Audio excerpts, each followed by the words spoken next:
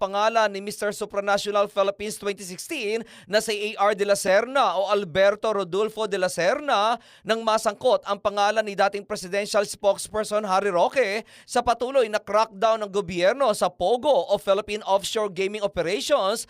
Ang papeles ng pagkaka-appoint sa modelo bilang Executive Assistant Third sa opisina ni Harry Roque. Dalas na itong makita sa mga pictures kasama ang dating opisyal dahil kasama ito sa mga foreign trips ni Harry Roque. Kasamang nahalungkat sa appointment ni AR noong October 5, 2021 ang affidavit of support mula kay Harry Roque mismo kung saan nakadeklara dito na full responsibility niya. Ang kasaad dito ang statement ni Harry Roque na nothing criminal at nothing suspicious umano ni Harry Roque. Samantala, bukas naman kami para sa panig ng mga taong